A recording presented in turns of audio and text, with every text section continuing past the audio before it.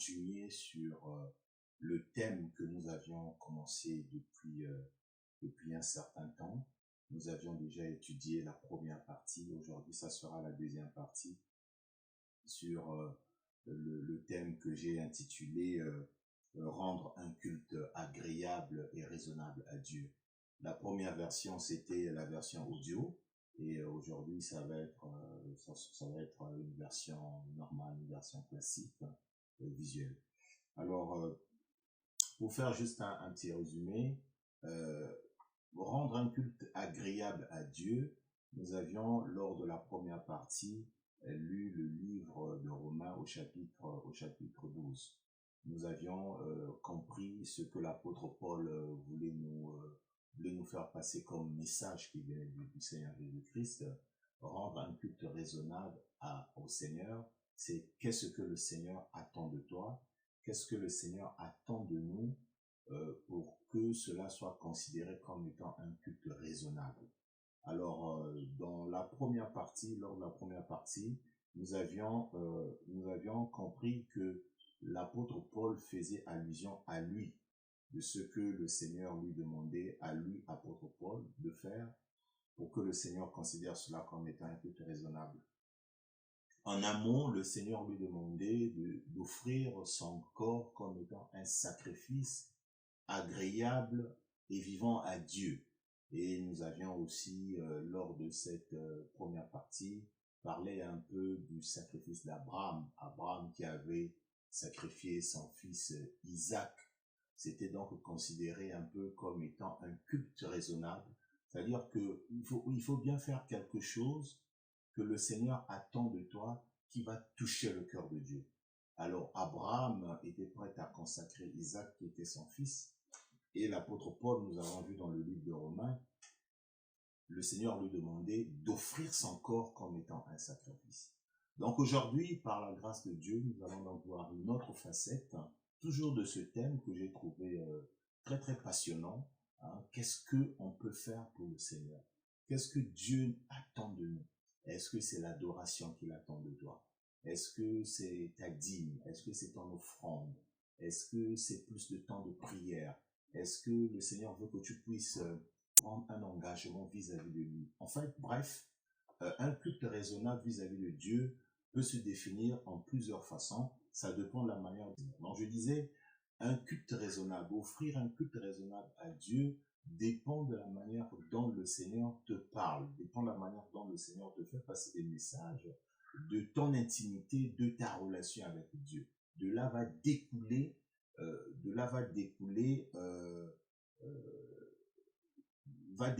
je dirais, le réma, va découler le réma de Dieu, va découler ce que Dieu t'envoie comme message. Mais on pourra donc voir dans ce texte des généralités qui pourront nous inspirer. Donc, alors, pendant que je faisais cette méditation pour préparer ce culte, je suis arrivé à comprendre que pour que tu puisses rendre, pour que vous puissiez rendre, pour que nous puissions rendre un culte raisonnable à Dieu, il y a un processus qu'il faut suivre. Il y a des étapes, il y a un parcours. Il y a un parcours qu'il faut suivre. Alors, le tout premier parcours, c'est que ton âme doit accepter la parole de Dieu. Alors, on va faire beaucoup de lecture aujourd'hui pour comprendre un peu quelques points. L'âme doit accepter la parole de Dieu. Parce que l'âme, c'est là où siègent les pensées. L'âme, c'est là où siège, je dirais, la conscience. C'est là où c'est le soubassement, en fait, l'âme.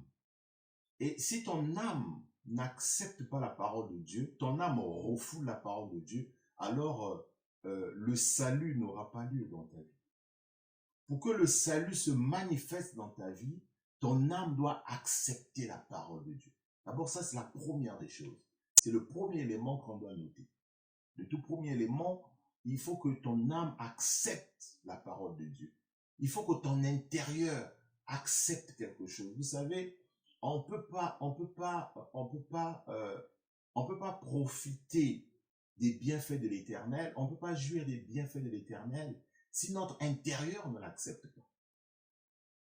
Voyez-vous, c'est comme un aliment. Quand vous mangez un aliment, votre âme doit l'apprécier d'abord. Avant que vous appréciez l'aliment par la bouche, par le goût, par la saveur, mais il faut d'abord que intérieurement que vous appréciez ce que vous mangez. Alors, quand on lit par exemple dans le livre de Matthieu 22, chapitre 37, on va le chercher rapidement.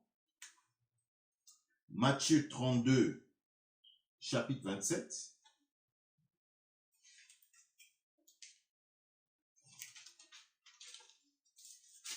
Matthieu 32. Je vous ai dit qu'on va faire un peu de lecture aujourd'hui.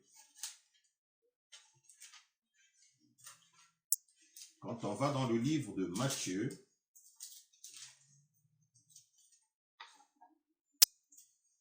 Matthieu 22,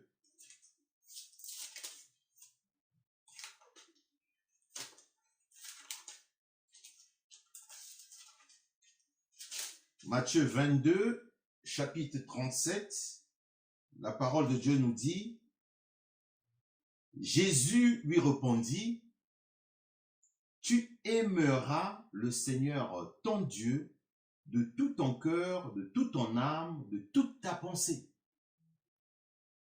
Nous allons donc répéter cette lecture. Matthieu 22, verset 37, la parole de Dieu nous dit, Jésus lui répondit, tu aimeras le Seigneur, ton Dieu, de tout ton cœur, de toute ton âme, de toute ta pensée. Alléluia. Donc, pour que le salut arrive dans ta vie, ton âme doit accepter le Seigneur. Comme la parole de Dieu le dit, de toutes tes pensées, de toutes tes forces, de toute ton énergie. Ton cœur, ton âme, tes pensées doivent accepter la parole de Jésus-Christ. Sinon, tu ne peux pas rendre un culte agréable. Un culte agréable, tu ne pourras pas le rendre. Amen. Et quand on va plus loin, dans le livre de Psaume 62, verset 2, on va le lire. Psaume 62.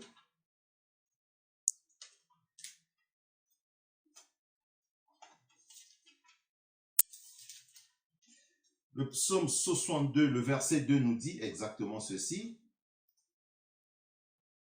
Oui, c'est en Dieu que mon âme se confie. De lui vient mon salut. Je répète ça. Psaume 62, verset 2. Oui, c'est en Dieu que mon âme se confie. De lui vient mon salut. Alors ton âme doit se confier à Dieu. Vous voyez? Et le salut découle de l'âme. Donc tout ce qui rentre dans ton âme, tout ce que ton âme accepte, pour nous, c'est l'évangile. Pour nous, c'est la parole de Dieu. Donc le salut en découlera. Mais si ton âme refoule la parole de Dieu, tu ne pourras pas avoir le salut, mon frère, ma soeur. Tu ne pourras pas avoir le salut. Donc là, je suis en train de faire quelques petits rappels pour que nous puissions vraiment prendre un ou deux exemples pour comprendre qu'est-ce que la parole de Dieu nous dit. Alors, c'est comme je disais, ton âme doit accepter la parole de Jésus-Christ dans la joie pour adorer le Seigneur Jésus-Christ, pour louer le Seigneur Jésus-Christ. Comment tu vas louer le Seigneur Jésus-Christ? Comment tu vas adorer le Seigneur Jésus-Christ si ton âme refoule la parole de Jésus-Christ? Donc ça, c'est la première des choses que nous avions vues, c'est le fait que ton âme doit être ouverte à la parole de Dieu. Ton âme doit accepter la parole de Jésus-Christ. Ton âme doit être disposée, ton cœur doit être disposé à la parole de Jésus-Christ. C'est une petite métaphore que je dois prendre. C'est comme un homme, comment il va attendre des délices de sa femme, mais s'il ne l'aime pas. Mais c'est aussi l'inverse. Donc, pour que l'amour se produise de part et d'autre, il faut que l'âme soit sincère. Il faut que l'âme l'accepte. Il faut que l'âme l'accepte. Et là, la parole de Jésus-Christ nous dit, notre âme doit être disposée. doit être disposé. Il y a une parole, je ne l'ai pas en tête, mais un verset dans la Bible qui dit euh, prends garde de ton cœur, prends soin de ton cœur, car c'est de là découlent les sources de la vie. Je ne sais pas c'est dans quel livre, mais je sais qu'il y a un verset qui le dit. Garde ton cœur plus que toute autre chose, car c'est de ton cœur découlera des sources de la vie. Alors le cœur est très important. Le cœur, c'est l'âme de la personne. Alors, on va faire une deuxième lecture. On va donc aller dans 2 Corinthiens 1. On va lire le livre de 2 Corinthiens 1. On va donc aller dans le livre de 2 Corinthiens 1. Je vous ai dit qu'on va un peu parcourir la Bible aujourd'hui. On va aller dans le livre de 2 Corinthiens.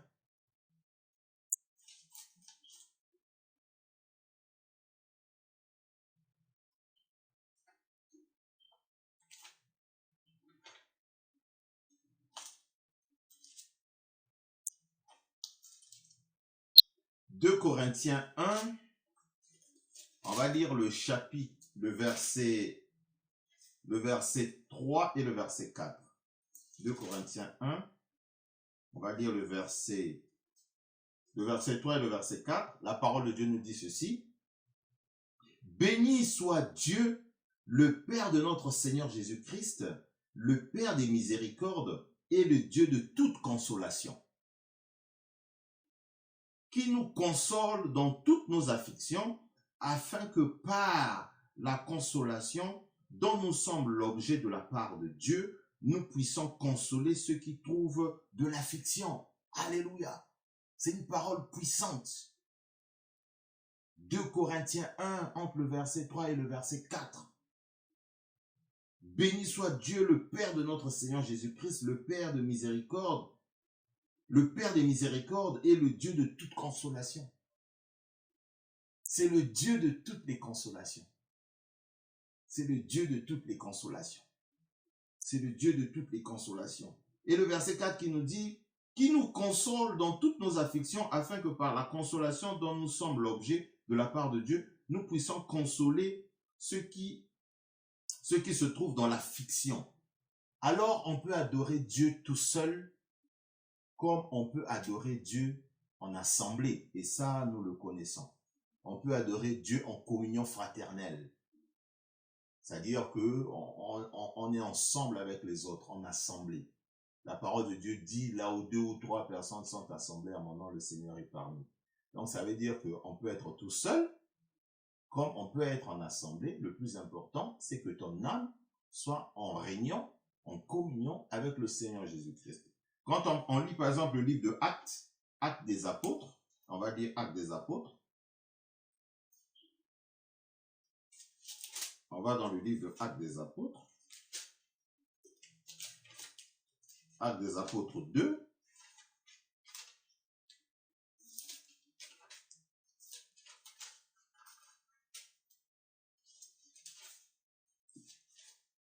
Actes des Apôtres.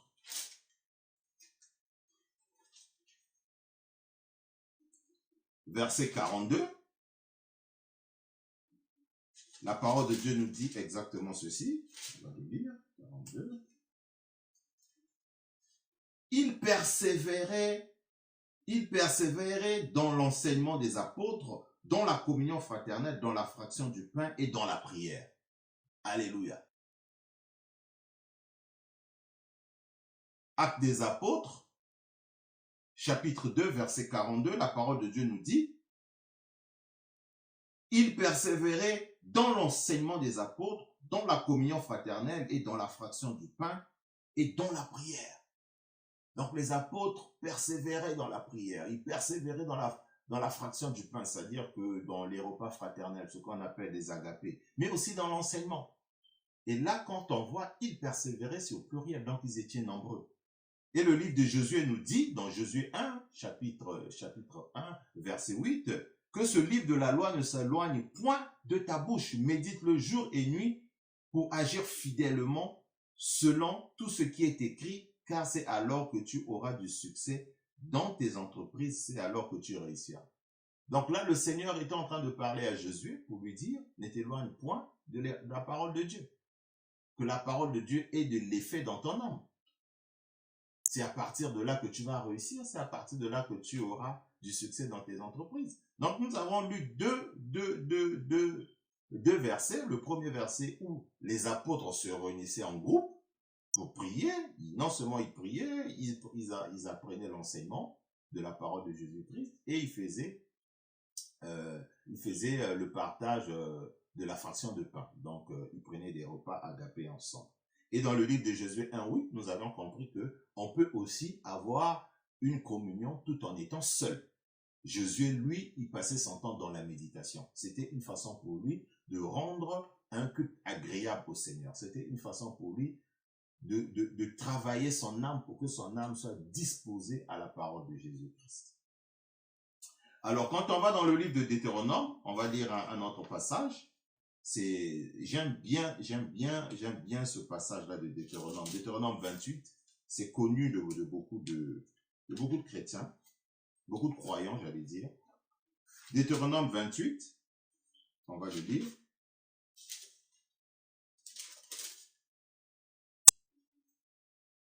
C'est vraiment une déclaration de promesse. Hein. J'aime bien cette déclaration. Hein. On va le lire. Deutéronome 28, la parole nous dit, si tu obéis à la voix de l'Éternel, ton Dieu, en observant et en mettant en pratique tous ces commandements que je te prescris, alors l'Éternel, ton Dieu, te donnera la supériorité sur toutes les nations de la terre.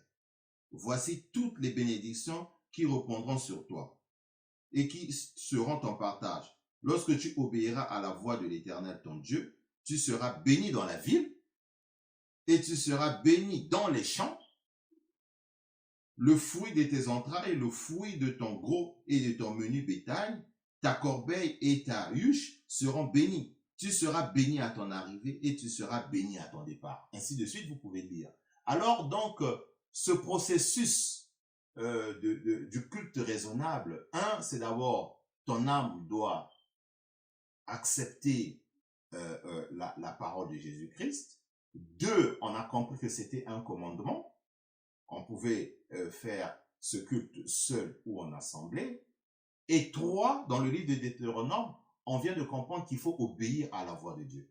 Donc voilà le processus qui nous conduit à comprendre comment se passe le culte agréable. Alors, voilà donc le processus.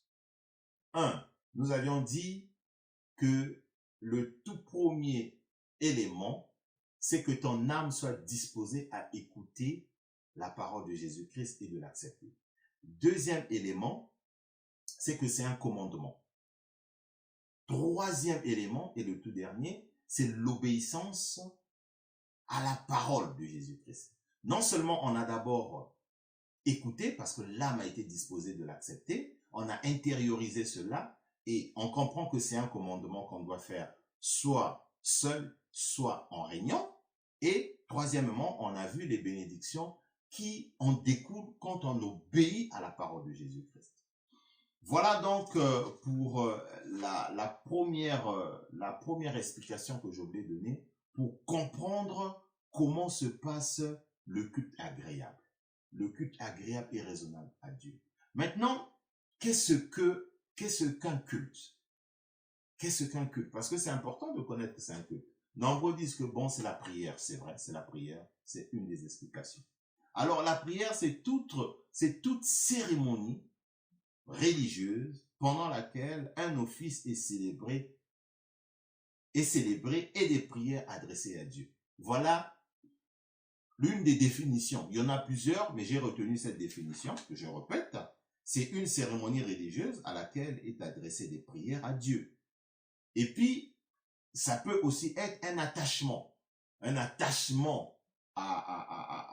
une parole, un attachement à une alliance. On va regarder tout à l'heure un ou deux exemples dans le Nouveau et dans l'Ancien Testament. Donc, on retient que un culte, c'est une cérémonie religieuse pendant laquelle des offices sont célébrés, des prières sont adressées à l'Éternel. Alors, je vais donc vous inviter, on va donc faire notre lecture de base pour comprendre un exemple, j'en ai retenu deux. Un exemple dans l'Ancien Testament, comment rendre un culte agréable au Seigneur Jésus-Christ. Et ça va peut-être inspirer une personne, ça va inspirer un frère ou une sœur. Nous sommes pratiquement à la fin de l'année, c'est le mois de décembre. Et pendant que j'étais en train de méditer, le Seigneur m'a instruit de revenir pendant plusieurs mois. Je vais en tout cas pendant plusieurs mois revenir sur le culte agréable et raisonnable à Dieu. C'est très important de comprendre comment prier, comment glorifier le nom de Jésus-Christ, comment faire ce que le Seigneur nous demande de faire pour que ça soit considéré comme un culte agréable. Vous savez, nous sommes maintenant dans un monde où rien n'est gratuit en fait. Ce qui est gratuit, c'est la grâce du Seigneur Jésus-Christ, c'est la miséricorde. Mais comment faire pour maintenir cette grâce-là? Comment faire pour maintenir cette miséricorde? Ben, c'est le fruit des sacrifices. Les sacrifices, c'est justement rendre un culte agréable au Seigneur Jésus-Christ par l'adoration, par la louange, par une vie de prière, par une vie de sanctification, etc., etc. Donc, c'est très important de savoir que nous, enfants de Dieu, on ne peut pas être là les bras croisés et se dire que tout va tomber du ciel gratuitement. Non, le Seigneur nous a demandé de planter et on va récolter le fruit de ce que nous sommes en train de faire. Le Seigneur nous a demandé de s'aimer. On doit s'aimer pour récolter. Tu ne peux pas attendre des résultats de paix, de joie, de bonheur, de succès, de réussite, de tout ce qui est beau dans ta vie si tu ne payes pas le prix. Il faut en payer le prix.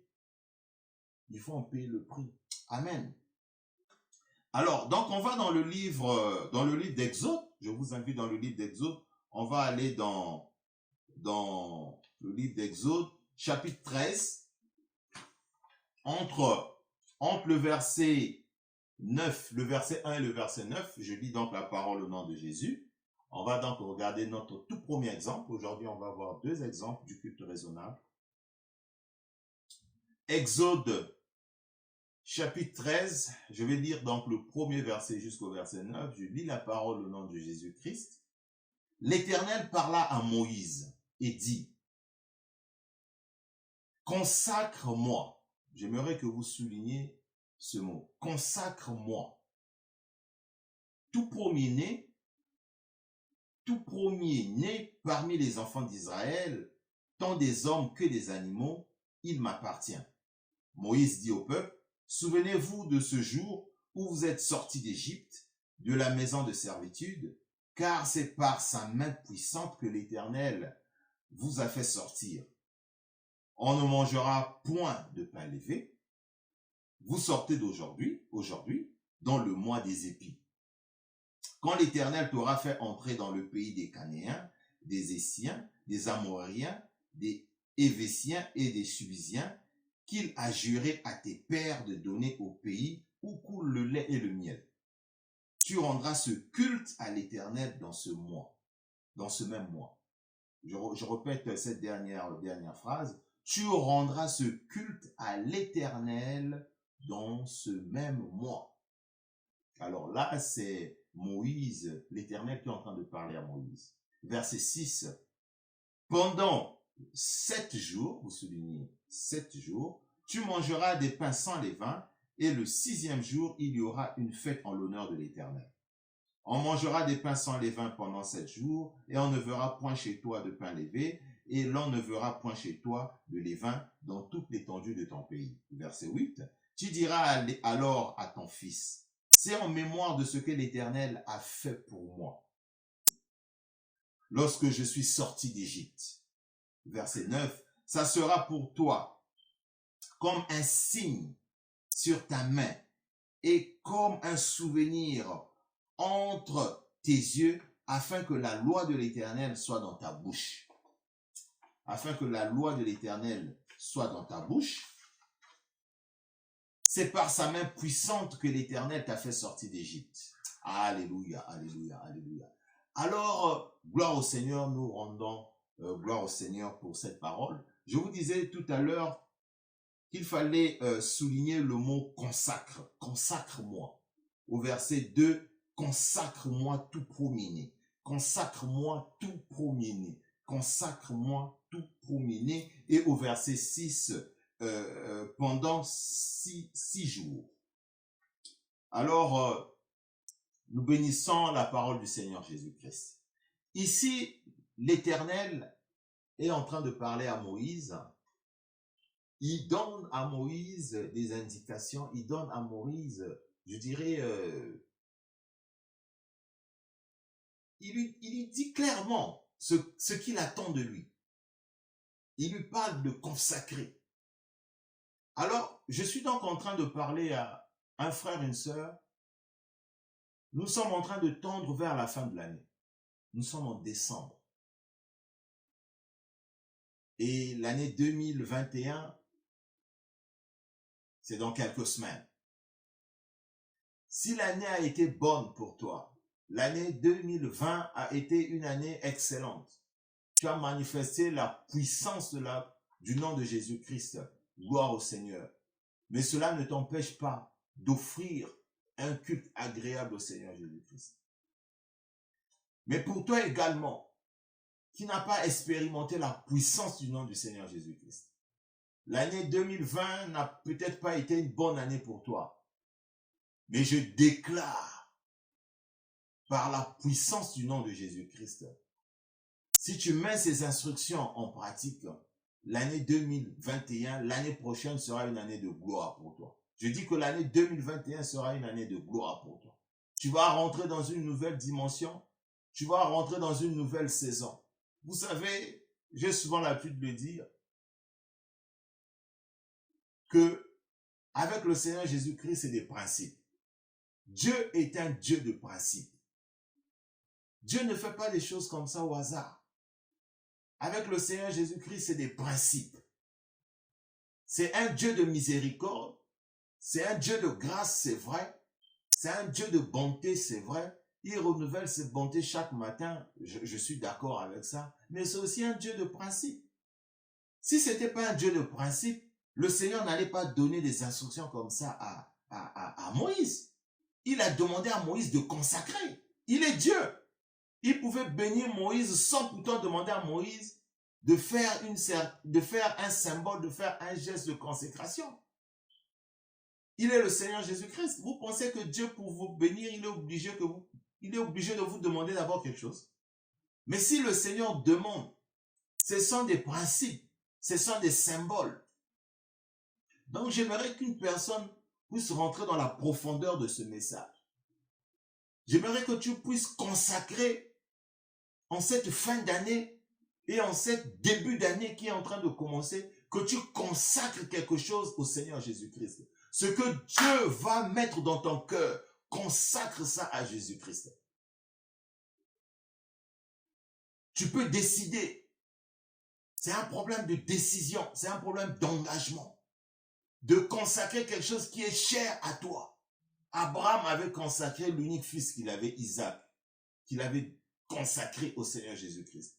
Après, vous avez vu les bénédictions qu'il avait eues.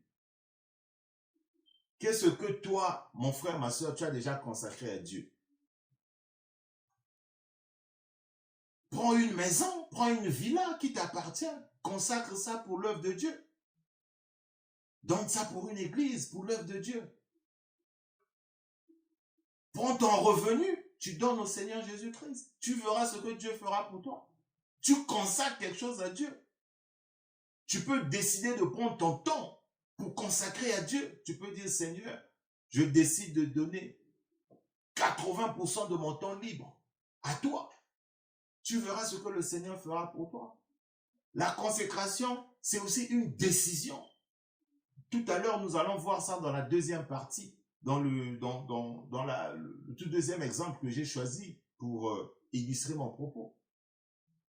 Une consécration à Dieu, rendre un culte agréable à Dieu, c'est aussi une décision simplement C'est pas forcément donner de l'argent à l'église. C'est pas forcément donner vos biens à l'église. Mais c'est aussi une décision.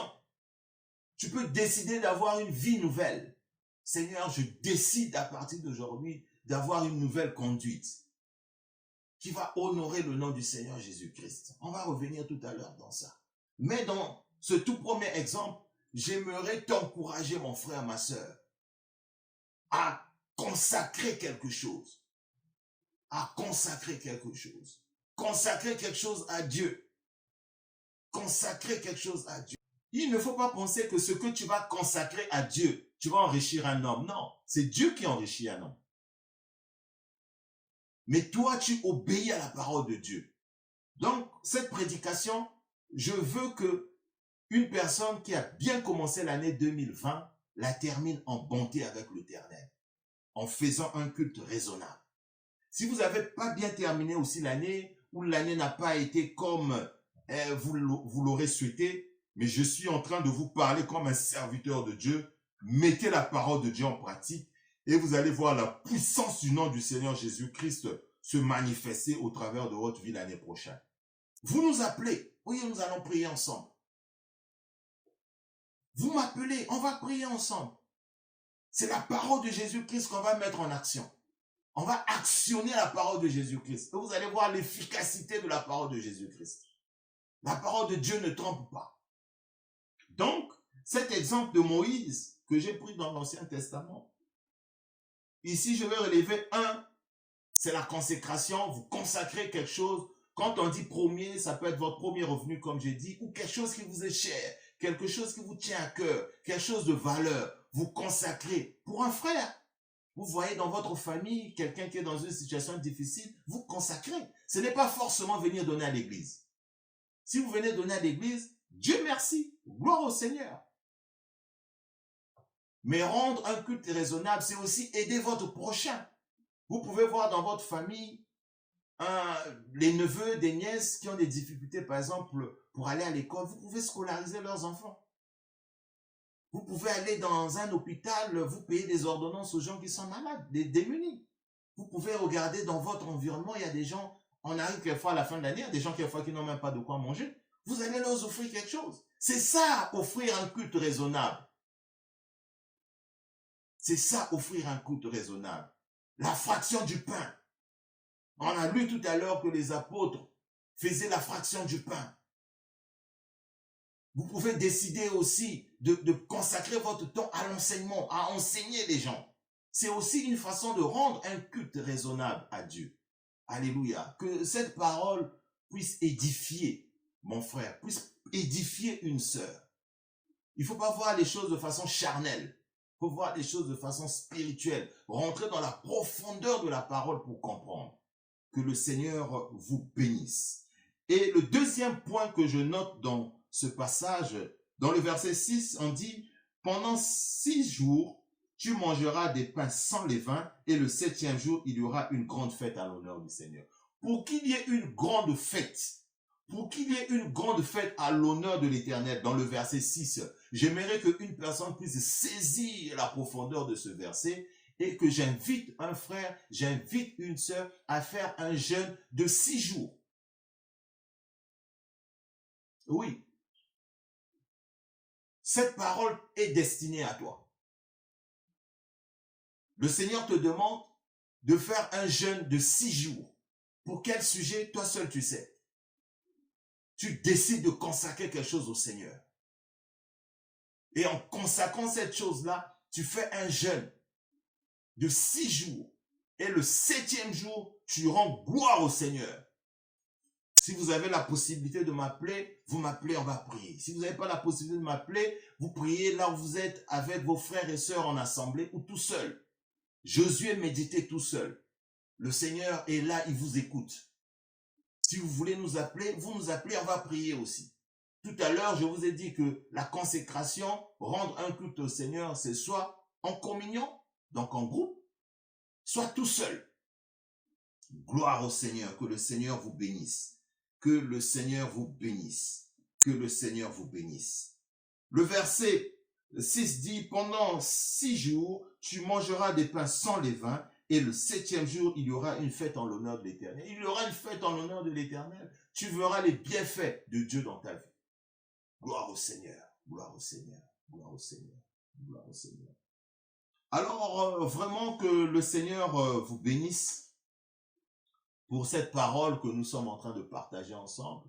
Donc, nous avons vu dans le livre d'Exode, dans l'Ancien Testament, comment l'Éternel demandait à Moïse de rendre un culte raisonnable, agréable vis-à-vis du Seigneur. Et donc, on va regarder un tout deuxième exemple. Je vous invite donc dans le livre de Romains, chapitre 9, on va lire entre le verset 1 et le verset 5, mais c'est le verset 4 qui est notre verset de base, mais on va lire tout le paragraphe.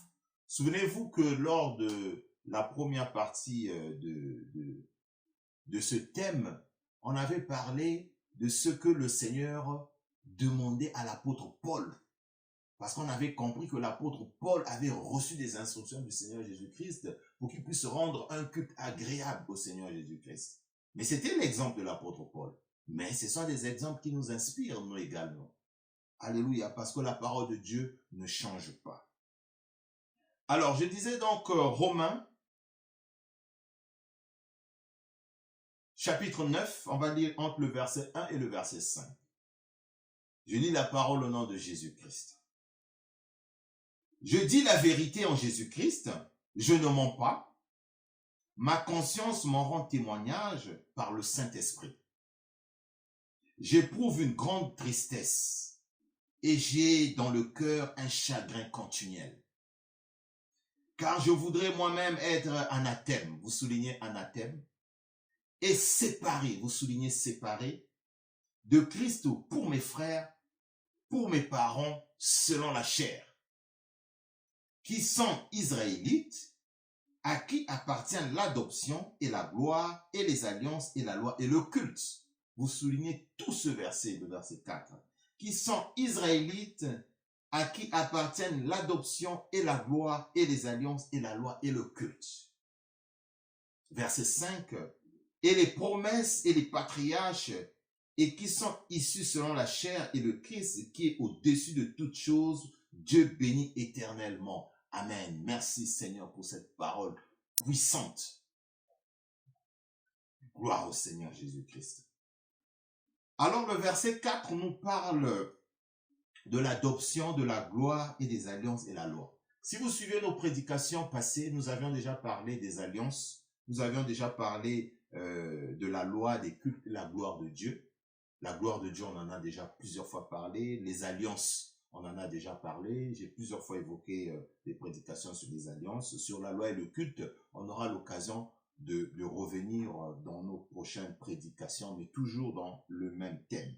Alors ici, le verset 3 nous dit « Car je voudrais moi-même être anathème et séparé de Christ pour mes frères, mes parents selon la chair. » Ici, l'apôtre Paul est en train de parler de la séparation. Il parlait de la séparation de tout ce qui est chair.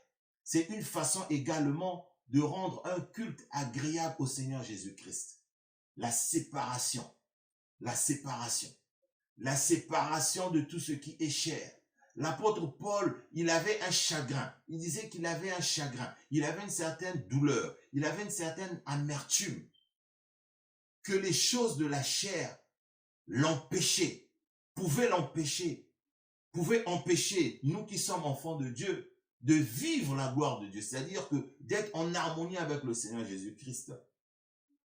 Parce que ce qui est anathème, quand on parle de anathème, c'est tout ce qui est rejet. Tout ce qui est, tout ce qui ne glorifie pas le nom du Seigneur Jésus-Christ. Tout ce qui est à abolir. Tout ce qui n'est pas bon, tout ce qui est refus, c'est ça qu'on appelle anathème. Et le Seigneur, et l'apôtre Paul est dans ce regret. Et dans ce regret que les désirs de la chair ne lui fassent pas perdre son alliance, sa relation, la gloire, je dirais le culte raisonnable avec le Seigneur Jésus-Christ. Donc, je suis en train de parler à tout ce qui est chair, tout ce qui est désir charnel, tout ce qui est manifestation charnelle dans ta vie. Que tout ce qui est orgueil te libère. Ne t'éloigne pas de la gloire du Seigneur Jésus-Christ. Tout ce qui est jalousie, tout ce qui est haine, tout ce qui est amertume, ne te sépare pas de la gloire du Seigneur Jésus-Christ. Tout ce qui est rancœur, si vous êtes dans les œuvres des ténèbres, dans la sorcellerie, dans la magie, je prie dans le nom puissant du Seigneur Jésus-Christ que toutes ces choses partent loin de vous pour que vous puissiez glorifier le Seigneur Jésus-Christ en lui rendant un culte raisonnable et agréable. Gloire au Seigneur Jésus-Christ. Gloire au Seigneur Jésus-Christ. Vous savez, tout à l'heure, je vous parlais de la décision. Rendre un culte agréable au Seigneur Jésus-Christ, c'est aussi prendre une décision. Vous décidez, Seigneur Jésus, 2021 commence, ça va être une année excellente. Ça va être une année différente. Parce que Père des armées, je décide de faire l'étude biblique, par exemple. Je décide, Seigneur, l'année prochaine, ça va être une année où mon corps ne prendra pas une goutte d'alcool. Je décide, Seigneur Jésus-Christ, que l'année prochaine, ça va être une année où je ne ferai pas une vie de débauche. Mon frère, ma soeur, c'est possible que vous preniez une décision. Je décide, Seigneur Jésus-Christ, l'année prochaine, je ferai 100% de mes efforts pour que le mensonge parte loin de ma vie, loin de ma bouche. Je décide, Seigneur Jésus-Christ, que l'année prochaine, je ne serai pas une personne égoïste. Je décide, Seigneur Jésus-Christ, l'année prochaine, je ne serai pas une personne orgueilleuse. Je décide ceci, je décide cela. Il y a plein de choses. Vous pouvez décider quelque chose pour rendre un culte raisonnable et agréable au Seigneur Jésus-Christ. Vous prenez une décision. La vie est une décision. Seigneur Jésus-Christ, je décide d'aimer de plus belle ma femme. Seigneur Jésus-Christ, je décide l'année prochaine de beaucoup plus aimer mes enfants, de passer plus de temps avec ma famille, avec mes enfants. Seigneur Jésus-Christ, je décide l'année prochaine de respecter, d'honorer plus mon Dieu, d'aimer mon mari, etc., etc. Donc, nous avons vu dans le livre d'Exode qu'on pouvait consacrer quelque chose au Seigneur Jésus-Christ. Mais ici, dans le livre de Romains, nous sommes en train d'apprendre qu'on peut prendre une décision d'abandonner quelque chose de charnel. Et ça va être considéré comme un culte raisonnable. Il y a des gens qui ont du mal à partager. Dès qu'il partage quelque chose à son frère ou à sa sœur, il fait une publicité, toute la famille, tout le quartier, toute la communauté au courant. Mais ce don-là n'a même plus de valeur. Ce don n'a plus de valeur. Cette action de grâce n'a plus de valeur. Tu peux aider ton frère et ta sœur dans la discrétion, dans le respect, sans humiliation. Pourquoi vous voulez humilier les autres? Tu as aidé ton frère et ta sœur, mais garde ça pour toi, il ne faut pas humilier. Le bienfait n'a pas besoin de bruit.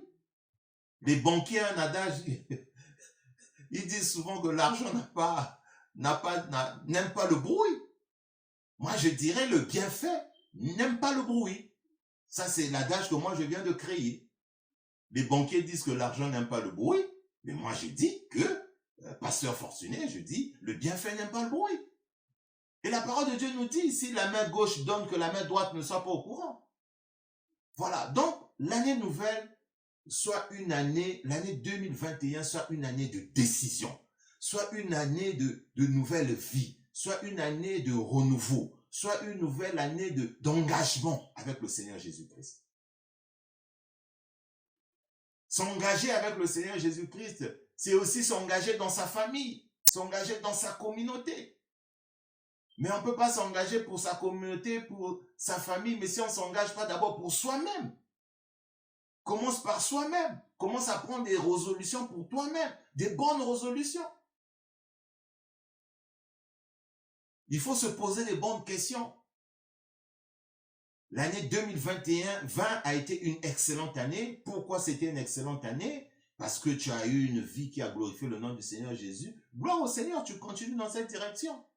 Que l'année prochaine, que tu fasses encore le double. Mais si l'année n'a pas été bonne, tu te poses des questions. Tu fais une introspection. Tu te poses des questions, pourquoi ça n'a pas marché? Tu t'interroges. Et tu trouveras forcément des réponses par l'aide du Seigneur, par l'aide du Saint-Esprit. Et ça te permettra de rebondir l'année prochaine.